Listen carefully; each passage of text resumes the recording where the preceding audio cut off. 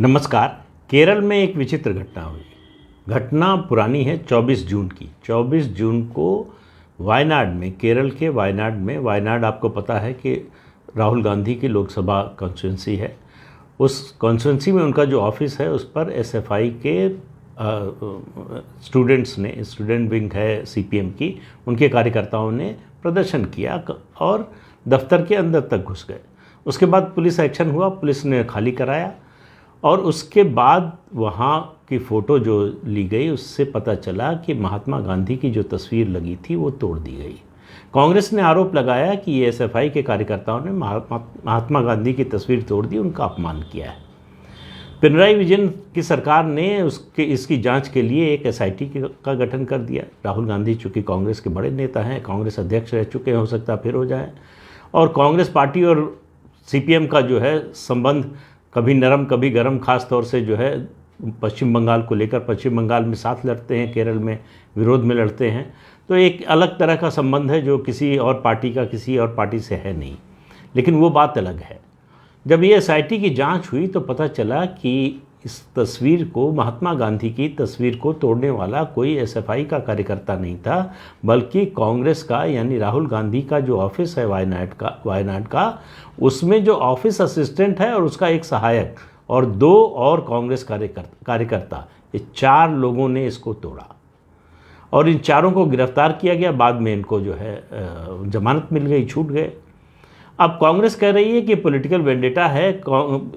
CPM जो है, CPM की सरकार यानी लेफ्ट डेमोक्रेटिक फ्रंट की सरकार पिनराई विजयन की, वो बदले की भावना से काम कर रही है, बेवजह का इसको मुद्दा बना रही। कांग्रेस के कार्यकर्ताओं ने ऐसा नहीं किया। तो सवाल यह है कि सही कौन बोल रहा है? सही गलत का फैसला बताता हूँ। उससे पहले एक बात बताऊँ कि कांग्रेस की इस तरह की आदत पुरानी है। जब फंस जाओ तो दूसरे को फंसाने की कोशिश करो। और आपको याद दिला दूं, मैं ये आपसे बात करते करते मुझे याद आ गया कि बोफोर्स का समय याद कीजिए। बोफोर्स कांड में जब कांग्रेस लगभग गले तक पानी आ गया और लगा कि फंस रही है और वीपी सिंह के सवालों का कोई जवाब नहीं है, तो कांग्रेस ने एक षड्यंत्र रचा। कांग्रेस ने सेंट किट्स, जो एक आइसलैंड है जहाँ पर इस तरह के अकाउंट खोले जाते हैं, बेनामी और जो है ब्लैक मनी के अकाउंट जो है खुलते हैं, टैक्स हेवन कहा जाता है उसको, वहाँ पर एक फर्जी अकाउंट वीपी सिंह के नाम का खुलवाया गया और उसमें पैसा जमा कराया गया। और फिर भारत में प्रेस कॉन्फ्रेंस करके कांग्रेस पार्टी ने कहा कि देखिए, इनका जो है टैक्स हेवन में पैसा है, इसका मतलब इन्होंने भ्रष्टाचार किया है, कहीं कमीशन लिया, तमाम तरह के आरोप लगे। बहुत जल्दी ही पता चल गया कि ये सब फर्जी था, झूठा था, कांग्रेस पार्टी ने करवाया था। तो इस मामले में भी कुछ ऐसा ही निकला है। जो जांच हुई तो पता कैसे चला कि कांग्रेस के कार्यकर्ता थे या एसएफआई के कार्यकर्ता थे? आमतौर पर माना यह जाता है कि अगर इस तरह के प्रदर्शन में लोग घुसे हैं, कार्यकर्ता घुसे हैं, तोड़फोड़ कर रहे हैं, ऑफिस का बाकी सामान तोड़ रहे हैं, तो ये गांधी जी की तस्वीर भी उन्होंने ही तोड़ी होगी। पता इस तरह से चला कि जब पुलिस एक्शन के लिए आई एसएफआई के कार्यकर्ताओं को पार्टी ऑफिस से निकालने के लिए, तब उनके साथ उनका फोटोग्राफर भी था जो हमेशा चलता है। उसने फ़ोटो खींची थी उस समय जो पुलिस एक्शन हो रहा था उसकी। उस फोटो में वो तस्वीर दीवार पर सही सलामत टंगी हुई दिख रही है। और उसके बाद जब एविडेंस के तौर पर जो है फॉरेंसिक वाले आए और उसके बाद जब फोटोग्राफी हुई तो दिखाई दिया कि वो तस्वीर नीचे गिरी हुई है, टूटी हुई है।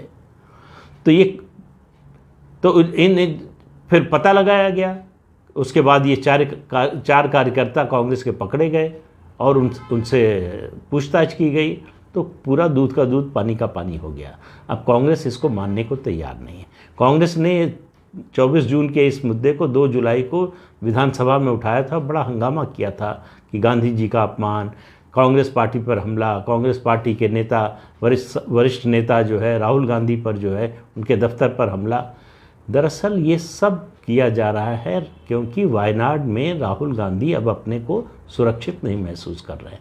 उनको लग रहा है कि अगला चुनाव जीतना मुश्किल होगा। पिछला चुनाव वो जीते किस लिए थे? मुस्लिम लीग ने पूरी तरह से समर्थन किया था।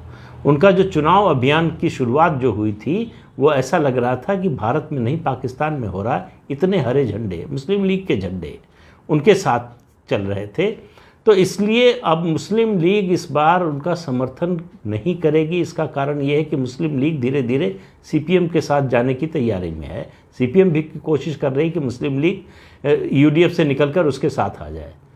और ऐसे में अगर सीपीएम गंभीरता से यहाँ उम्मीदवार खड़ा करती है तो राहुल गांधी के लिए जीतना बहुत बहुत बहुत कठिन हो जाएगा।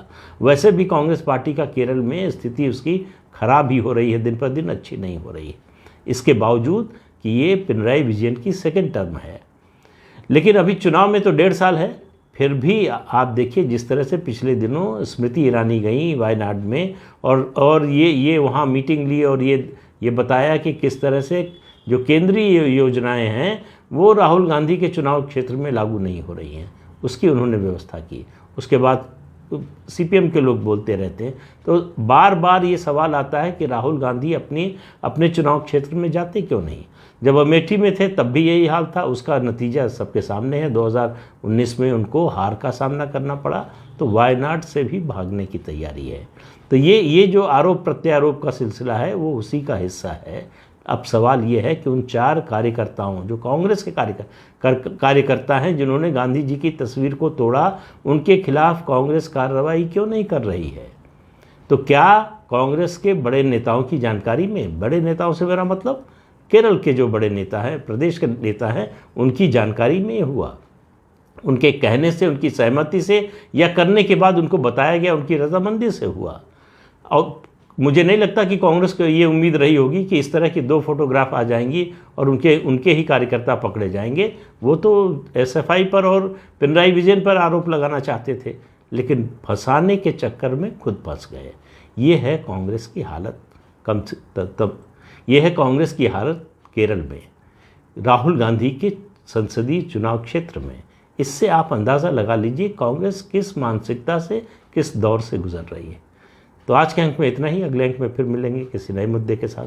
तब तक के लिए इजाज़त दीजिए। आपसे अनुरोध है कि इस प्रोग्राम को देखते रहिए। नमस्कार।